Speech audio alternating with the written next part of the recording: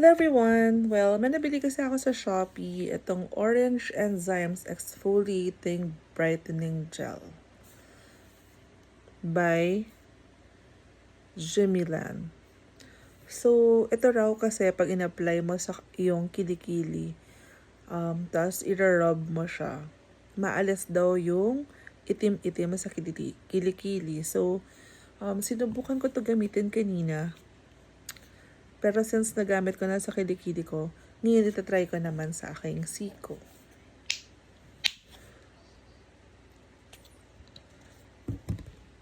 So, i-apply nyo lang to. Tapos, i-rub nyo lang gently. Like yung siko ko kasi, medyo maitim na siya. Tapos, ayan, mamamalat siya. Tapos, in due time,